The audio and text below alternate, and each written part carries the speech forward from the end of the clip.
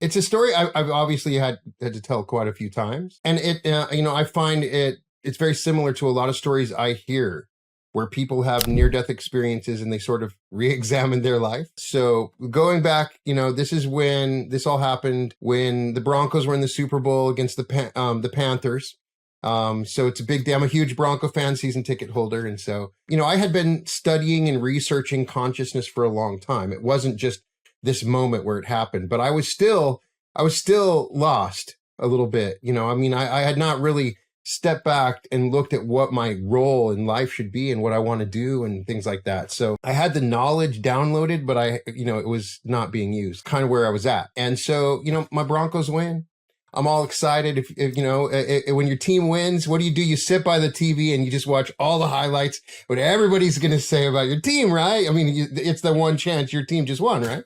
So I'm just sitting on the couch and it's late. It's like, I'm going to stay up as late as they're talking about it. They could be talking about the same thing. I'm just kind of, barely in that sleep state, kind of going to sleep. I hear a little voice and it tells me to get up. And, I dropped my girlfriend off. So I knew something's going on. Maybe I was dreaming.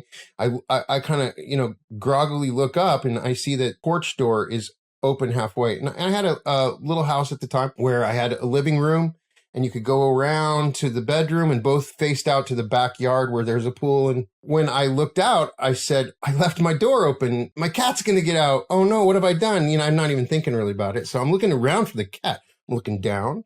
And I get up and I'm looking down and I get to the door to shut it. And I look up and there's this kid with a gun pointed at me. And I kind of see out in the backyard and there's my stuff is strewn across there. And, I had been so out of it. Maybe I had fallen asleep, but they probably came to my backyard. They looked in through the other room.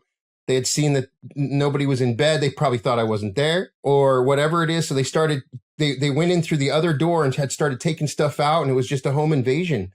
They were trying to, they had done this in several homes, as I later learned. I shut the door and then turned and started running. And I hear everything starts to slow down in this moment. I'm obviously in some cosmic space where I have an awareness of multiple realities going on. And I hear the gun go off. And it's not like in the movies. It wasn't like boom, it was kind of like a pop, and then I can even feel the bullet. I don't know why I'm unaware of everything, but the bullet hits the glass. It's a double paned door, right? So, and then there's this long moment between the second glass shattering, and then and I'm running and I feel something almost like a bug bite on my back, on my shoulder. I feel something as I'm running. What was that?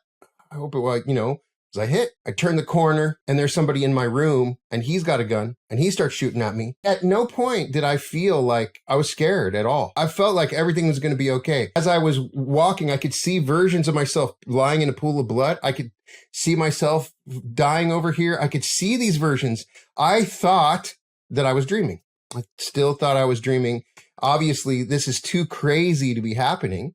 So I run back and, fortunately I had my phone in my pocket, ran outside, called the cops. They go, it turns out that they had shot at me and the bullet had bounced off my back. And it was one of those 22 pistols, right? So if it had entered at a different angle or gone a different way, sometimes that can be worse than a heavy caliber gun. It would have bounced around and I would have been just devastated, right? I got my shirt off, got my boxers on. They send me to the hospital, and I get out of the hospital and they say, we don't see anything. It looks fine. Nothing happened to you. I got this hospital slippers with no shirt and a little paper gown. And I'm Ubering with that at that point because they'd ripped off my pant, and I don't have anything. So I go back home and there's this event and the people that had done it had lived across the street from me and there's helicopters and then they're coming in and, I'm kind of, what happened? I didn't understand what happened. And, I kind of started looking back on it. And as I entered into my home to kind of, I found my cat. Fortunately, my cat was okay. Everything was a little different. There's stuff that's different in my house, different lamp, stuff I would never buy. People are calling me that would not call me. And I had texts on my phone that I don't remember texting and things are different. I'm obviously concerned that there's some trauma that's happened. I'm fully aware of all the psychological background. something has happened. There's a trauma that's happened. I'm experiencing some sort of schism in my memory. The more I had started to get back to normal, I'd go for a run in the morning, right? And usually I'd run across this lot. You always get into your pattern where you run across the lot because, I don't have to go around the corner, and I get to this lot where I usually run and there's a building there. I reach a point where I'm very concerned about my own mental well-being. I'm concerned that something has happened. So I start going to, psychiatrists. I had a background in this stuff. I'm aware of what I could be diagnosed at. And and more I started to understand, even when I'm talking to my kids, it's just subtle variances in the way, like the music that they like. They would never have liked that music when they're talking to me. And it just very subtle, but I noticed it. I'm a huge movie buff, right? So I know what movies are going to be coming out, and there's these new movies coming out that what? You know what I mean? Like, that's a subtle thing. For me, it was a bigger deal because I knew that, I'm in that world where I'm watching Variety and I know the movie's coming out. So I was convinced that I had shifted into a parallel reality. Part of this, I think it happened because I had been experimenting with that. I knew about the physics of the multiverse and had been trying to do quantum jumps in meditation and had experienced some effects. So I had believed my consciousness had sort of removed the veil a little bit. It was a little bit looser at the time when I started doing this. And when this happened, it was a sudden emotional burst of energy that shot me into a place where I could see the multiple options available to me. So, after I started experimenting with this and I'm aware that I can shift into realities. And then I'm looking back on it. I realize, what have I really done? I shouldn't be alive. And what would I have left behind if that dude's bullet had just, sliced me up? I would have, I would have been ashamed at the life that I had lived and what I contributed and what I'd done for the world. And so it was a huge motivator because I realized I need to change, and I have a chance, even if I live for 2 months.